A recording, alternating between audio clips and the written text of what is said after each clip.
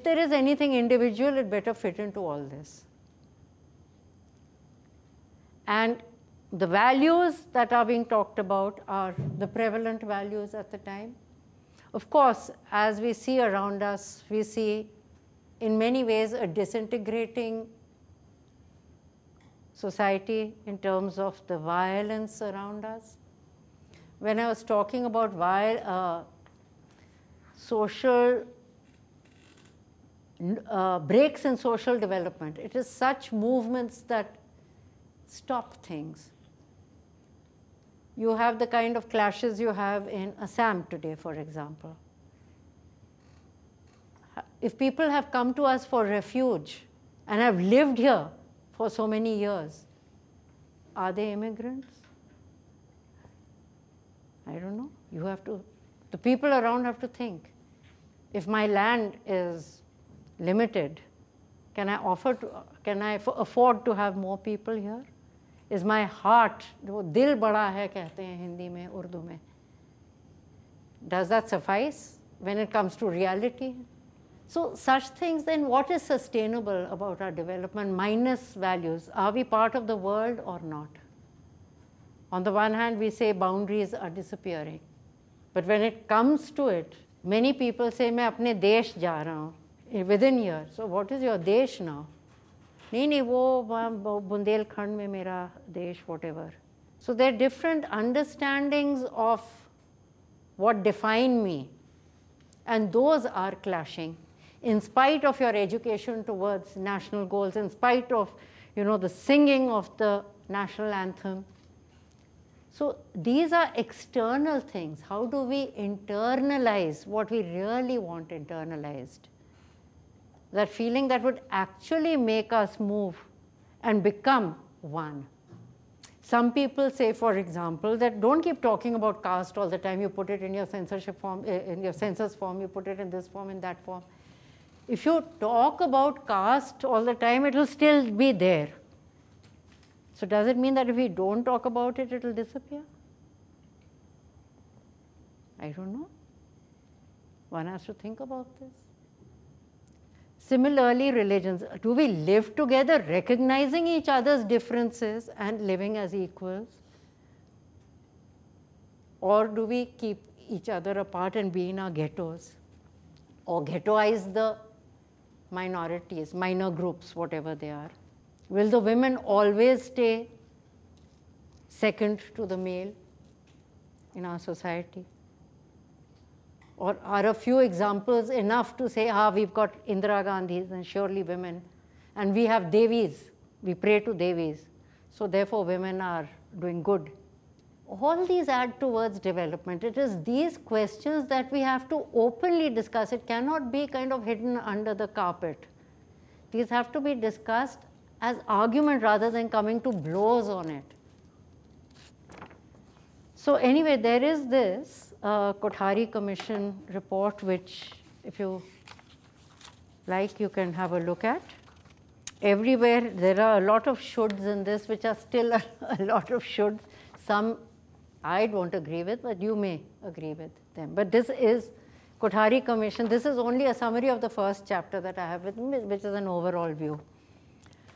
There are a few more things I just jotted down, and I thought you may, in terms of education, you know that the government is making many, many moves in recent times.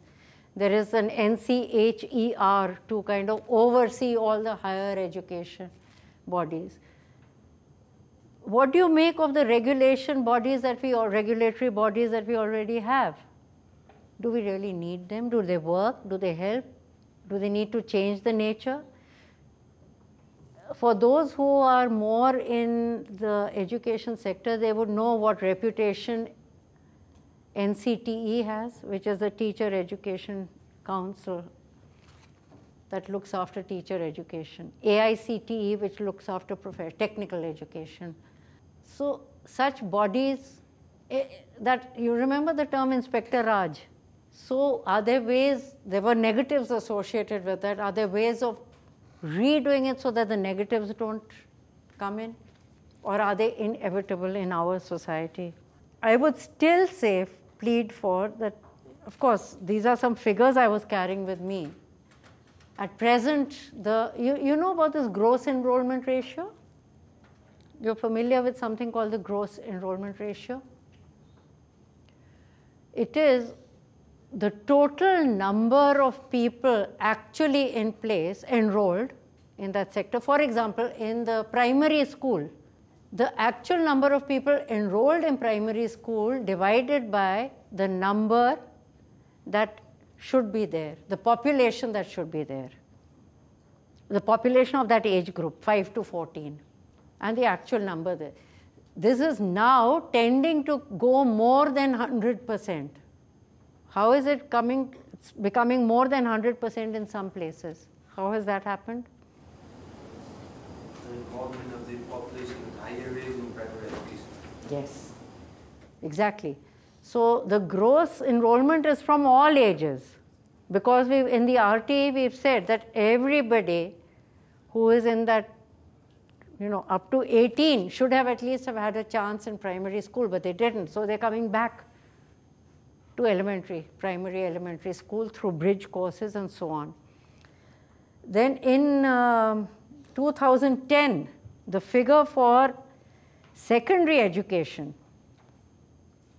of gross enrollment, secondary meaning 9 to 12 in the figures, 9 to 12, these are UNESCO figures, was 60%. We wanted to be, by 2020, we want universalization. That means 100% or more. Again, other age groups, for a few years, it will go higher till everybody is captured in that. So the efforts that need to go into that, you can imagine the huge number of teachers that we have to train. And this is all adding up towards an understanding of development. I hope it is. You have to think about it. Is it? Is it adding up to that? Now, in the Kothari Commission, for example, there's a statement made. Not everybody should be put into beyond class 10, into the regular, what they call general education. But here we are saying till class 12 we want everybody in it. Others should be put into vocational streams. So what is happening nowadays is the vocational streams have also started in some sectors. In between, there was one round of this was done several years ago and it didn't work. There were problems. There is not just a class system in the country as per income. There is a class system within schools, within students, where one group looks down on another group. The general education looks down on vocational education. White collar looks down on blue collar. Why? Without blue collar, we would completely not be there. This grid that has collapsed. Without blue collar workers, where would we be? So, but this is the reality and we need to change that. Our values that we learn from early on have to be towards changing that. Of course, the RTE Act has brought in this, that in class 1 in the private schools now, 25% intake needs to be from what we call the economically backward or weaker section. What a hoo-ha about it. Huge hoo-ha. A survey has been done recently. Interestingly, about 70% of children who were surveyed, in fact, just today I got this article, in the urban areas, 70% of the children from these schools, not the EWS ones, of the higher classes, because these class 1s would eventually go higher. So what do you feel about this, that with children from other sections of society being with you and all? They're okay with it. About 70% are okay, 30% are not, mind you. Whatever the understanding is. 70% are okay with it, but we won't hang out with them. It's okay if they're in the classroom learning with us, but we won't hang out with them. So this is where our home and school values are so important. you really want development, you really want sustainable development, then what can we actually do about it? Everybody has to think and act towards that. Yes, the open schooling is crucial. Open education, open and distance learning is crucial for trying to bring equal education opportunities to people, equal to of some sort. Some people say nothing to better face-to-face, and if there's no face-to-face, it won't work. That is not so. We've seen how it's worked. I myself have seen so many of my learners. It's so beautiful. When they get their bachelor's degree, they go higher in whatever they wanted to do. They feel good about it, feel as if they can now conquer the world. It's so wonderful. So if we are to make a change, and if we are to make a change using education towards even updating people with the way the world is moving, remember that a larger and larger chunk of our population is reaching the geriatric age, certainly above 50. Life expectancy now is 67. When it was 53 just 30 years ago. People are also slowly realizing that, at least in the urban areas, that fewer children need to come in because health indicators are improving, are showing improvement. Other indicators are there too. So what does it mean in terms of social growth, education for social development? What does it mean not just for the people, the older people to be able to do something once they are retired or once they have more time on their hands? How best can they be used for the agenda of national sustainable development? What other sectors need to come into play to help these people stay happily alive, or happy in the extent that they can move about without too much illness, or if there is illness, it can be handled. So those areas have to be supported also. These are questions we need to address. When we are making policies, when policies are put up, you see, nowadays, a policy is not just made inside a room. It is put on the internet, suggestions please. The RTE Act was for 2 years on the internet and only 38 suggestions came.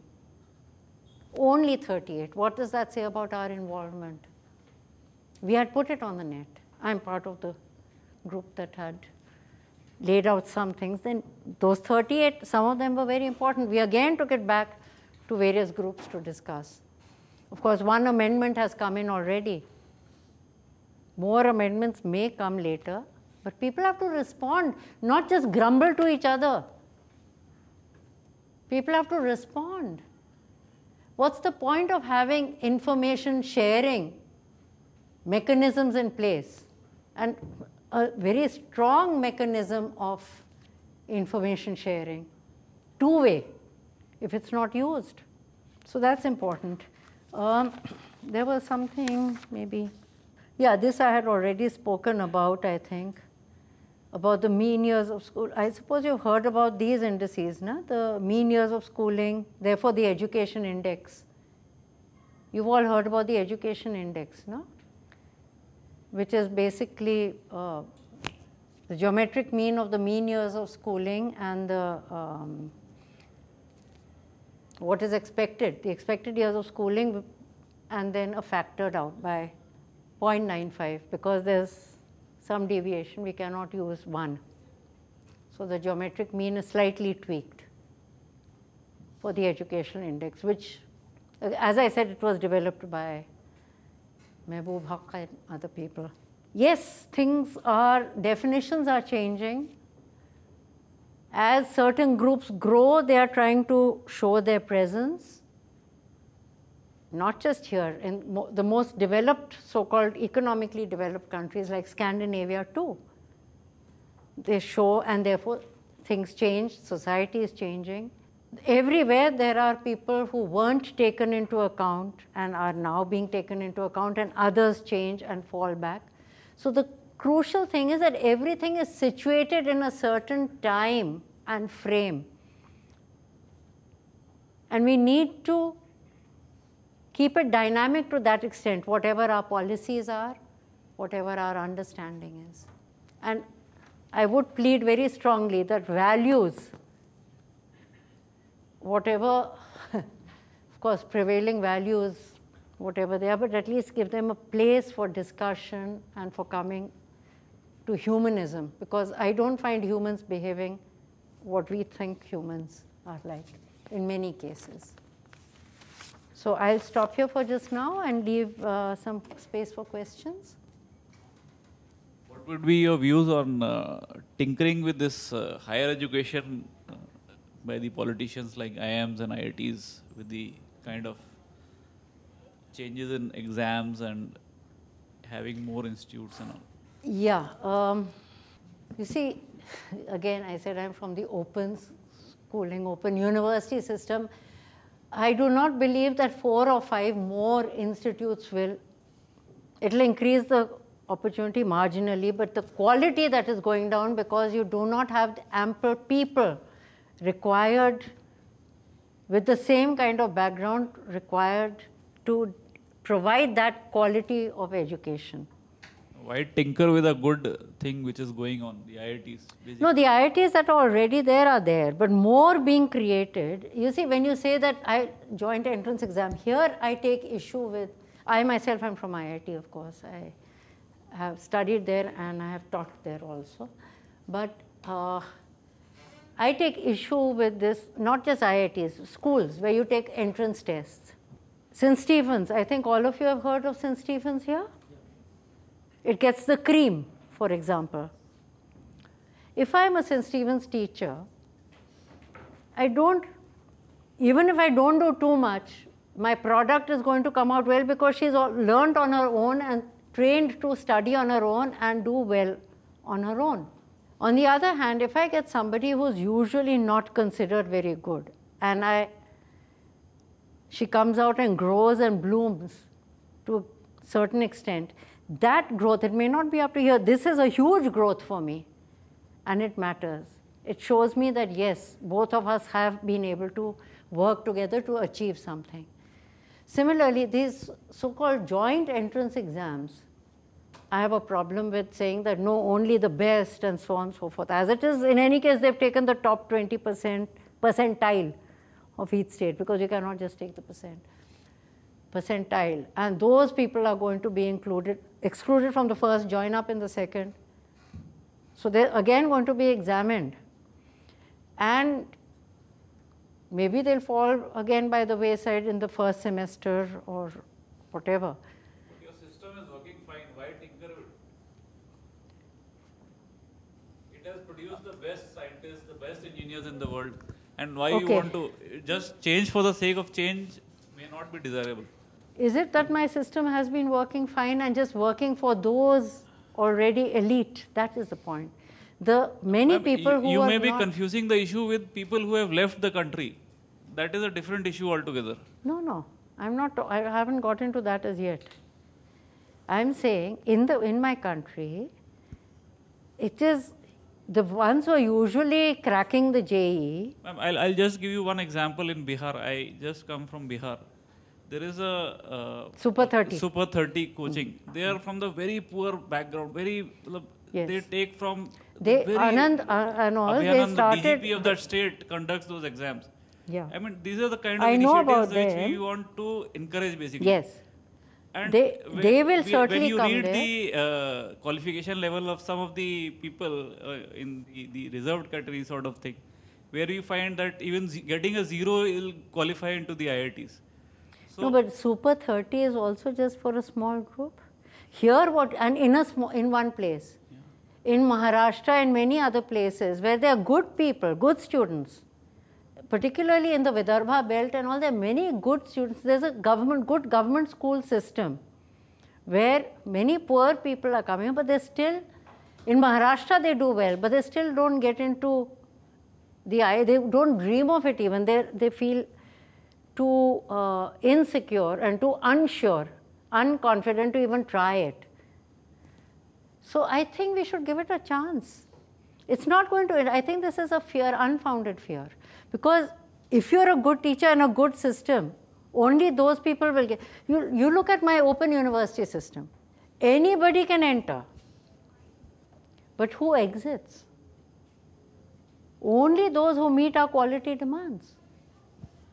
We try and help them to come up. So several do come up, but not everybody goes out.